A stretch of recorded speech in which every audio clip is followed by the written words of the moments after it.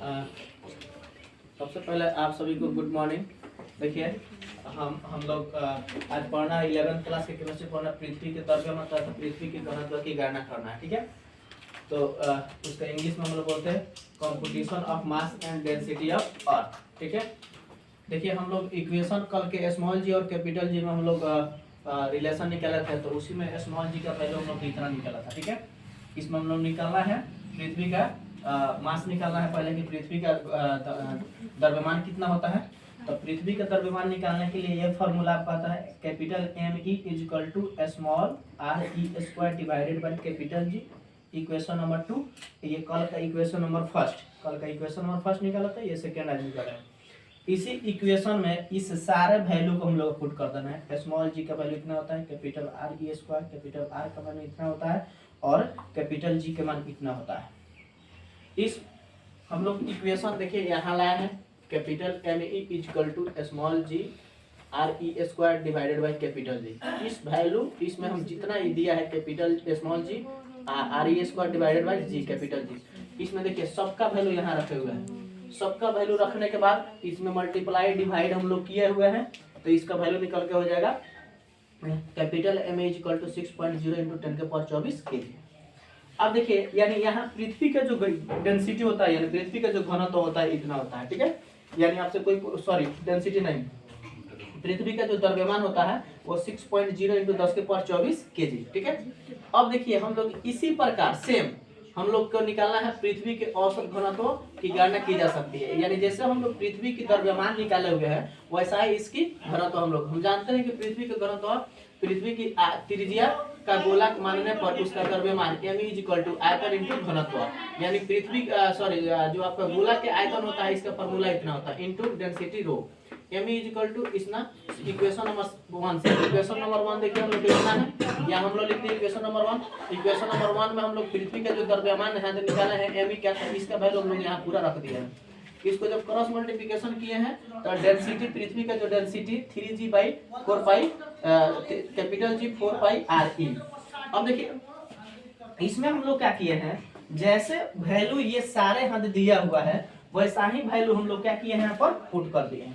जी का वैल्यू आपको पता है, कैपिटल जी का भी वैल्यू पता है, 4 का वैल्यू 4 पाई का भी वैल्यू आपको पता है और आर ई का वैल्यू आपको पता है। यानी जी का 9.80, कैपिटल जी का मान 6.67 इंटू 10 के पावर कितना होता है -11, 4 के 4 इंटू पाई का मान होता है 3.14, पाई का मान 22.7 भी होता है, तो हम लोग उसको भी करेंगे तो उतना ही आएगा और 3.14 को भी रखेंगे तो उतना ही आएगा। आर ई का वैल्यू आपको पता ही है, आर ई का वैल्यू कितना होता है 6.4 आता है, लेकिन 6.37 इंटू 10 के पावर 6 मीटर। ठीक है, देखो हम डिजिट बढ़ा के उधर हम लोग कर देते हैं। यानी पृथ्वी के जो डेंसिटी होता है वो 5.5 इंटू 10 के पावर 3 केजी प्रति मीटर क्यूब। ऐसा ही बाबू ये टोटली जो हम लोग पढ़े ना बाबू, टोटली ये आईआईटी के लेवल का हम लोग क्वेश्चन ही हम लोग पढ़े हैं।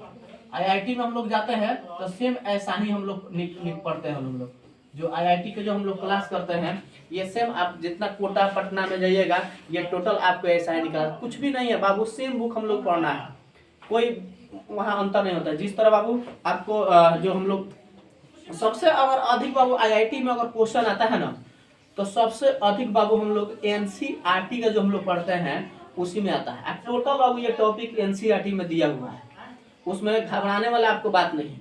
अगर आप 11th-12th बहुत बेहतर से करते हैं तो तुरंत फॉर्म भर दीजिए, बिहार इंजीनियर की कर दीजिए, बिहार इंजीनियरिंग के भर दीजिए, इंजीनियरिंग लेवल का भर दीजिए, आपको अगर बहुत सारा आईआईटी एडवांस के लिए भर दीजिए, जेई के लिए भर दीजिए, बहुत सारा चीज़ें आप उसमें कर सकते हैं। ठीक है ना, टोटल फिजिक्स आपको कोई दिक्कत नहीं है, सेम आपका क्वेश्चन आएगा, आपको सेम बना देना है। बस उसमें क्या होता है ये ऑप्शन के रूप में रहता है, यानी पृथ्वी का द्रव्यमान कितना होता है, निम्नलिखित में से कौन पृथ्वी का द्रव्यमान है।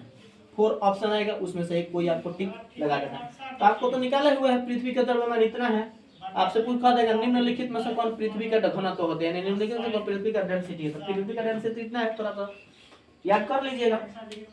और आपको सबका पता है पृथ्वी का जो त्रिज्या होता है वो 6.4 होता है इंटू 10 के पावर 6, लेकिन इसमें हम लोग क्या करेंगे बढ़ा देंगे तो 6.4 हो जाएगा, तो इसमें हम लोग क्या करते हैं 6.37 इंटू 10 के पावर 6 मीटर हम लोग रख लिए, तो इतना करिए अच्छा 6.4 करिए इक्वल। ठीक है, कोई उसमें डिफरेंट नहीं है।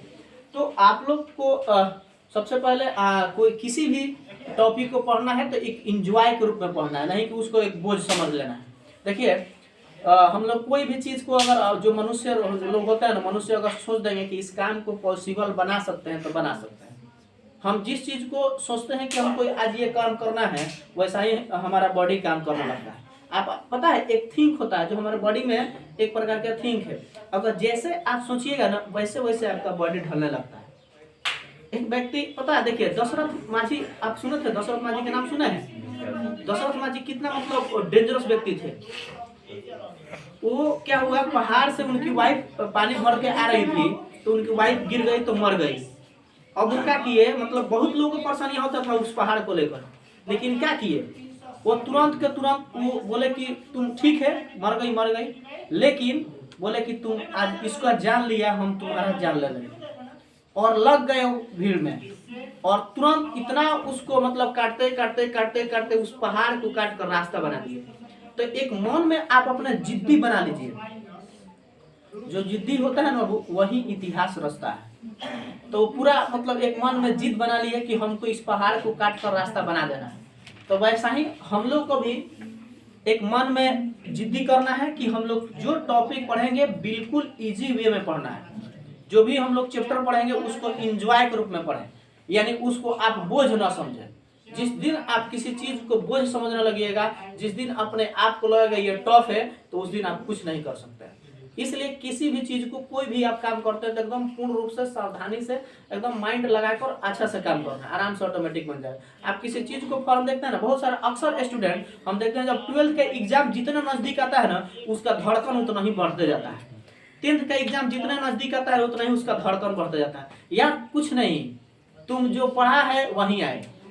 मैं गारंटी के साथ कह सकता हूँ कि 100 में तो 100 नहीं बोल सकता हूँ, क्योंकि भगवान भी 100 में 100 पूरा खुश नहीं कर सकता है। मेरे 10th क्लास या 12th क्लास में जो भी हम गेस करते हैं उसका 90% गेस लड़ जाता है। और हम बच्चे सबसे बोलते भी है, बाबू मेरे कॉपी के अलावा कहीं से भी नहीं आ सकता है। मैं 2 सब्जेक्ट पढ़ाता हूँ, फिजिक्स और केमिस्ट्री। फिजिक्स और केमिस्ट्री में से 2 सब्जेक्ट में से आपको 90% क्वेश्चन मेरा बच्चे के एग्जाम में लड़ जाता है। और उसमें मेरे कहने का कोई बात नहीं है, आप मेरे स्टूडेंट जो पास किए उन लोगों से भी आप पूछ सकते हैं। इसमें बहुत सारे स्टूडेंट बैठे भी हुए हैं, तो उसमें कहने वाला 2 राय नहीं है। ठीक है, आप हमसे नहीं, अपने आप को तो बड़ाई नहीं करना चाहिए, आप मेरे स्टूडेंट से जाकर पूछ लीजिएगा। ठीक है ना। तो ये सारे चीज आप लोग कंपटीशन में बैठिएगा तो देखिएगा, एक दिन याद रखिएगा कि 11th क्लास ये जरूर आएगा। ठीक है, दैट्स ऑल। ओके।